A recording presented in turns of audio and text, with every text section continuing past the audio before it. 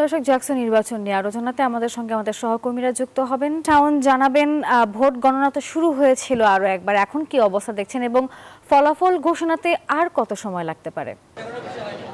Nafisa, vote গণনা কিন্তু এখনও চলছে। আপনি জানেন যে প্রায় ২৬ ঘন্টার বেশি সময় ধরে গতকাল রাত ১০টা থেকে ১০টার কিছু আগে থেকে কিন্তু জাকসু নির্বাচনের যে ভোট গণনা, সেই ভোট গণনা শুরু হয়। সেই ভোট গণনা এখনও চলছে। এখন আপনাকে জানিয়ে রাখি, যেটি হচ্ছে এখন যে ভোট গণনাগুলো চলছে মূলত জাকসু যে কেন্দ্রীয় সংসদ, ছাত্র সংসদ, সেই ছাত্র সংসদে ভোট গণনা এখন চলছে। সন্ধ্যা ৭টা ৪০ থেকে এই জাকসুর কেন্দ্রীয় ছাত্র সংসদে ভোট গণনা শুরু হয়, যেখানে শুরুতে মোট ৯টি হলের ভোট গণনা শুরু করা হয়। সেই ভোট গণনা কিন্তু এখনও শেষ হয়নি।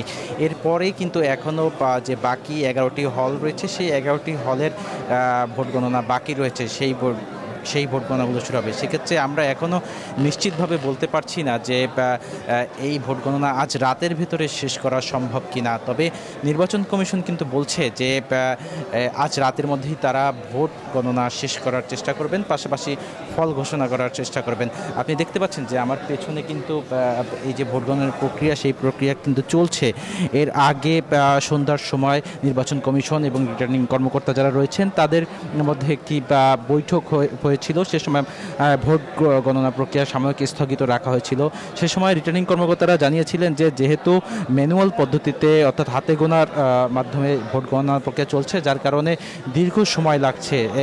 এখনও যেহেতু কেন্দ্রীয় ছাত্র সংসদের ভোট গণনা বাকি, সেক্ষেত্রে সেই ভোটগুলো যদি ওএমআর মেশিনের মাধ্যমে গণনা করা যায়, সেক্ষেত্রে তাড়াতাড়ি ফল পাওয়া সম্ভব হবে। কিন্তু সেখানে সেই বৈঠকে রিটার্নিং কর্মকর্তা যারা ছিলেন সবার বিভিন্ন ধরনের মতামতের প্রেক্ষিতে কিন্তু সিদ্ধান্ত নেওয়া হয় যে পূর্বে যেই পদ্ধতিতে ভোট গণনা চলছিল অর্থাৎ ম্যানুয়াল পদ্ধতি, সেই একই পদ্ধতিতেই কিন্তু বাকি ভোট যেগুলো বাকি রয়েছে গণনা, সেই ভোটগুলো কিন্তু গণনা হবে। সেই ধরনের সিদ্ধান্তের কথা জানানো হয়।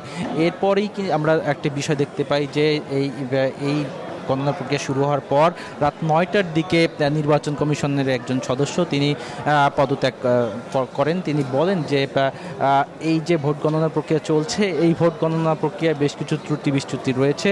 সেই বিষয়গুলো তিনি নির্বাচন কমিশনের সামনে উপস্থাপন করার পরও সেই বিষয়গুলোর প্রতিকার না করে আবারও ভোট গণনা প্রক্রিয়া শুরু হওয়ার কারণে তিনি এই নির্বাচন প্রক্রিয়া থেকে পদত্যাগ করছেন।